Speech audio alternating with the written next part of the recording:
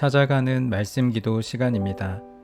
오늘도 하나님의 은혜가 성도님들의 가정과 일터와 이웃 가운데 넘치시기를 주님의 이름으로 축복합니다. 오늘 우리에게 주시는 하나님의 말씀은 고린도 후서 4장 7절부터 10절까지 말씀입니다. 우리가 이 보배를 질그릇에 가졌으니 이는 심히 큰 능력은 하나님께 있고 우리에게 있지 아니함을 알게 하려 함이라. 우리가 사방으로 우겨쌈을 당하여도 쌓이지 아니하며 답답한 일을 당하여도 낙심하지 아니하며 박해를 받아도 버림바 되지 아니하며 거꾸로 뜨림을 당하여도 망하지 아니하고 우리가 항상 예수의 죽음을 몸에 짊어짐은 예수의 생명이 또한 우리 몸에 나타나게 하려 함이라. 아멘. 오늘 본문에서 바울은 질그릇 같은 육체 속에 보배 되신 예수님을 모시고 있다고 고백합니다. 당시 어떤 사람들이 유대로부터 고린도 교회에 와서 성도들을 미혹하고 어지럽혔습니다. 그들은 바울이 예수님의 12제자 중에 한 사람도 아니고 할례를 무시하는 사람이니 그에게서는 배울 것이 없다고 하면서 바울을 공격했습니다. 그리고 유력한 어떤 사람이 써준 추천서를 들고 와서 내가 이 교회를 목회하기에 합당한 사람이라고 주장했고 성도들은 그들의 외모와 추천서를 보고 마음을 열었습니다. 그런데 오늘 본문이 담긴 고린도후서 4장 1절과 2절의 말씀을 보면 바울은 자신이 은밀한 죄를 짓지 않았고 사람들을 속이거나 미혹한 적도 없으며 말씀을 혼잡하게 한 적도 없고 오직 있는 그대로 진리의 말씀만 전했기 때문에 당당히 고린도 교회 성도들에게 자신을 추천했습니다. 바울은 위로는 하나님께 충성하는 사람이고 아래로는 성도들에게 부끄러울 것이 없는 사람이었습니다. 이것이 사역자가 지녀야 할 아주 중요한 자세이자 덕목입니다. 복음을 전하는 자는 자기 말을 전하는 자가 아니기 때문에 하나님에 대해서 부끄러움이 없어야 합니다. 진리의 말씀을 혼잡하게 하지 않고 말씀을 있는 그대로 전달해야 하며 죄가 없어야 합니다. 그렇다면 그가 어떻게 하나님과 성도들에게 깨끗한 사람일 수 있었을까요? 그는 자신과 예수님을 분명히 알고 있었습니다. 자신은 깨어질 수밖에 없고 부서질 수밖에 없는 흙으로 빚어진 질그릇임을 분명히 알고 있었습니다. 우리가 이미 아는 대로 하나님께서 인간을 창조하실 때 재료로 삼으셨던 것이 흙이고 먼지입니다. 인간은 자신의 존재가 먼지임을 알고 있어야 합니다. 원래 흙이었는데 하나님께서 코에 생기를 불어넣어 주셔서 생명이 되었습니다. 바울은 시간이 지나면 부서질 질그릇 같은 존재, 흙과 같은 존재인데 보배 되신 예수님이 임재하심으로 비로소 귀한 존재가 되었음을 고백하고 있습니다. 바울은 보배 되신 예수님을 모시고 있었기 때문에 하나님의 말씀을 혼잡하게 하지 않고 진리의 말씀을 전할 수 있었습니다. 하나님에 대해서 진실할 수 있었습니다. 보배 되신 예수님이 지켜보고 계시기 때문에 은밀한 죄의 유혹을 누릴 수도 없었고 성도들을 속일 수도 없었습니다. 주님께서 사랑하시는 여러분, 우리는 어떻습니까? 우리가 하나님 앞에서 진실하다면 존재의 연약함을 깨달아야 합니다. 시간이 지나면 부서질 연약한 존재인 흙이라는 사실을 깨닫지 못하면 허세를 부리며 공허한 인생을 살아갈 것입니다.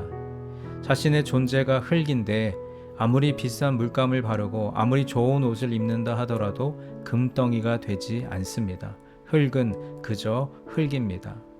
질그릇 같은 존재가 존귀한 존재로 변화할 수 있는 이유는 그 속에 보배 되신 예수님을 모실 때에 비로소 가능합니다.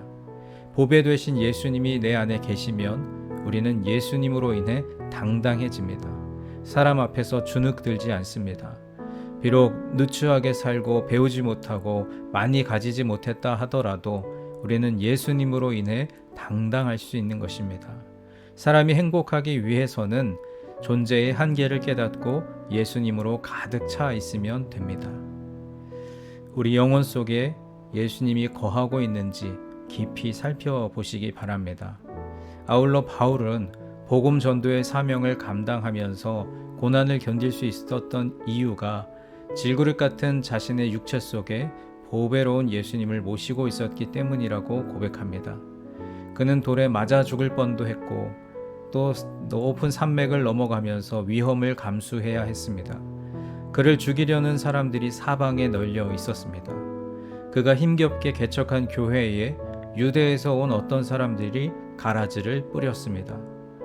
이런 이유로 복음 전파에 회의를 느낄 수도 있었는데 그럼에도 불구하고 그를 살게 하는 힘은 보배 되신 예수님이라고 고백합니다.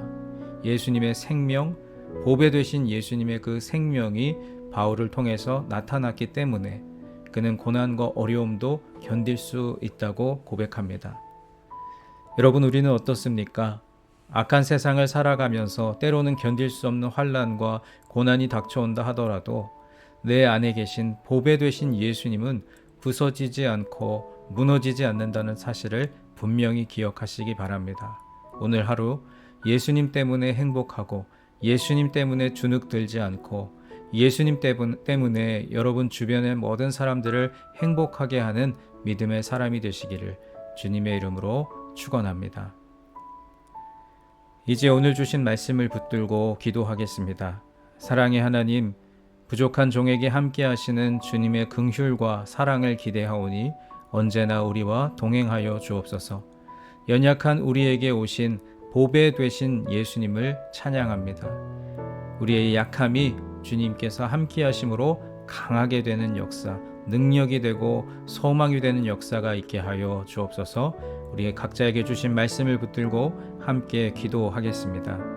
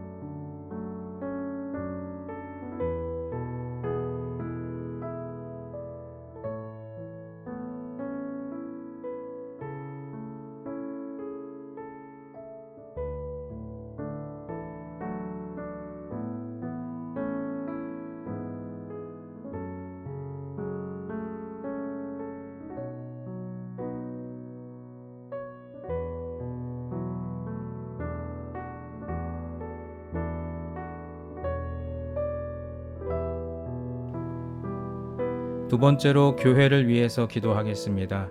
지금 우리 교회 공동체가 광야를 통과하며 하나님께서 허락하실 새 땅으로 들어가기 위한 과정 중에 있는데 사람의 생각과 방법이 아니라 하나님의 뜻을 구하게 하옵소서. 교회에 세우신 리더들이 여러 변화의 상황 속에서도 요동하지 않고 한마음 되어 교회 공동체를 잘 섬기고 이끌게 하옵소서. 또 담임 목사님 청빙 이제 돌아오는 주일에 있을 임시 사무총회를 통해 하나님의 뜻이 이루어지게 하여 주옵소서. 우리 교회를 위해서 함께 기도하겠습니다.